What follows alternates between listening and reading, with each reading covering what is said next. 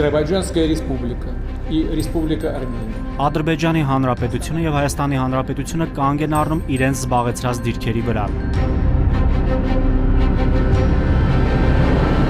Հայաստանի եւ Ադրբեջանի միջեւ հաստատված է խաղաղություն։ Չկա Սևանալիճ, բայց կա Գոյչալիճ։ Չեմ լսել, չեմ կարդացել։ Ոչ թե ասելա, որ Սևանա լճի անունը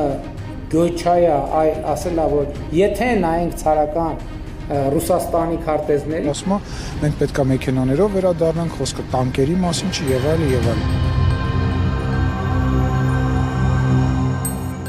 Պատերազմի մի շարք մասնակիցներ, ռազմական փորձագետներ վերջին 5 տարիներին պնդում են, որ եթե այն չդադարեցվեր, հայկական կողմը չէր պարտվի։ Դուք ծանոթ եք այս գնահատականներին եւ կիսում եք դրանք։ Ծանոթ եմ եւ հիմնականում կիսում եմ այդ գնահատականները, դա պայմանավորված է նրանով, որ 20 թվականի նոյեմբերի սկզբին, երբ պատերազմը դադարեցվեց, Ադրբեջանը իր հարձակողական պոտենցիալը սպառել էր եւ սպառազինության իմաստով եւ հարձակողական ստորաբաժանումների իմաստով։ Եվ եթե մենք շարունակեինք պատերազմը եւ ծմերը կարողանայինք անցկացնել, մեծ հավանականությամբ Ադրբեջանը սկսելու էր հետ նահանջել։ Պատերազմը կանգնեցվեց մենակ մի պատճառով, որովհետեւ Հայաստանի քաղաքական ղեկավարությունը ի սկզբանե մտել էր պատերազմի մեջ պարտվելու նպատակով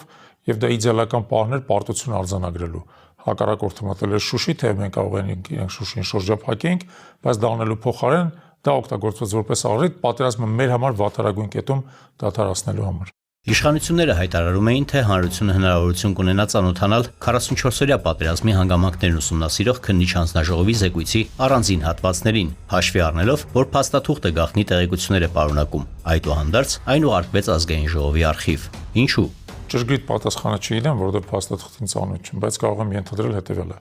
որովհետև այդ փաստաթուղթը կազմել են իշխանության կողմնակիցները, բայց իրականում փաստաթղթում պարունակվում են այնպիսի տեղեկություններ, որոնք ցույց են տալու գործող վարչախմբի մեղքը պատերազմը կանխամտածված պարտության տանելու եւ կոնկրետ ձախողումների, որը եւ հետագայում հիմք հանդիսանելու համապատասխան քրեական պատասխանատվության համար։ Որքան են արժանահավատ իշխանությունների հիմնավորումները ռազմական բյուջեի նվազեցման, ժամկետային զինծառայության տևողության կրճատման վերաբերյալ, արդյոք վերոնշյալ քայլերը նպաստում են բանակի հզորացմանը։ Հիմա ամբողջ աշխարհում տեղի է ունենում ռազմական բյուջեների ավելացում։ Եթե տեղյակ եք, օրինակ ՆԱՏՕ-ի շրջանակներում հիմա արդեն պայմանավորվածություն ձեռք բերված մինչև 2030 թվականը ռազմական բյուջեները հասցնել ՀՆԱ-ի 5%-ին, որը հսկայական թիվ է, որովհետև հիմա մոտավորապես 2-2.5% է։ Շատ քիչ երկրներ կան, որ դրանից ավել ունեն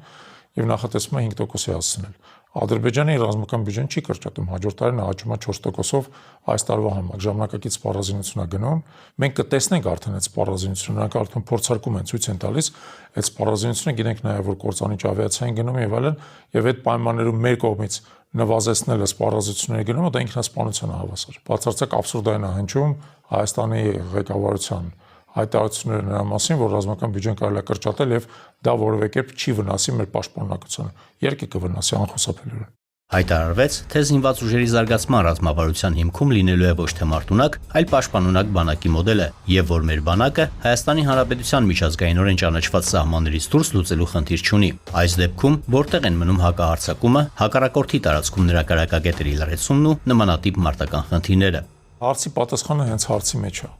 Չկա տենց բանակ, որը կարող է միայն պաշտպանվելով պատերազմ հաղթել։ Անհնար է, եթե քեզ սպառնում են պատերազմով,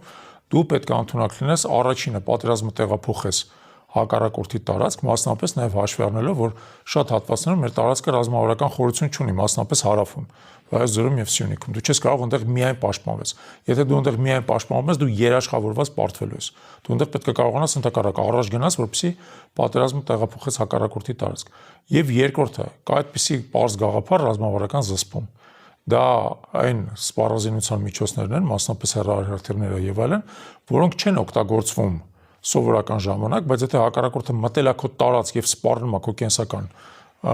կարողություններին, դու ստիպված ես դրանք օգտագործել, ինչպես Իրանը դա արեց օրինակ Իսրայելի դեմ, որպեսզի հակառակորդին դրանով կարողանաս ինչ-որ իմաստով կաշկանդես։ Ուստի չի կարող լինել միայն պաշտպանական բանակ, դա հերթական կեղծիքն է, որով փորձում են մեր ժողովրդին կերակրել։ Սևանալիճ չկա, կա Գյոյչա, օրերս հայտարարել է Իլհամ Ալիևը, հավելելով, որ այսօրվա Հայաստանի բոլոր շրջանները ադրբեջանական ծագում ունեն։ Ադրբեջանի նախագահի հռետորաբանությունը, ծրագրերն ու պահանջները խաղաղությանն են միտված, թե ագրեսիային ու զավթողականությանը։ Բնավ խաղաղության չեն միտված, Առաջին հերթին պետք է հիշել, որ Ադրբեջանի բռնապետական ղեկավարությունը խնդիր ունի սեփական ժողովրդին անընդհատ կերակրել հակահայկական տարբեր խոսույթներով, նարատիվներով, բայց որը ավելի վտանգավոր է, երբ որ նա սկսում է այդ գործընթացը այդ խոսույթների, ինչ որ բայ պետք է նաև ինչ որ գործողություններ իրականացնի, դրանք ոնց որ հողի վրա իրականացություն դարձնելու համար։ Ոստես կարծում եմ, որ սպառնալիքները պատահական չեն, հայ ժողովուրդը դրանց դիմադրում է, նախ սահմանադրության փոփոխությանը, անդիմադիր տարբեր ուժերի կազմալուծմանը եւ այլն։ Ինչ կոնկրետ քայլեր են անհրաժեշտ Հայաստանի եւ Ադրբեջանի միջև իրական խաղաղության հասնելու համար։ Իրական խաղաղություն Հայաստանի եւ Ադրբեջանի միջև հնարավոր է միայն հզոր Հայաստանի պայմաններում։ Այն Հայաստանն է, որը տնտեսապես զարգացած է, ժողովրդավար է, ունի հզոր բանակ, անվտանգային համակարգ, որտեղ իդեք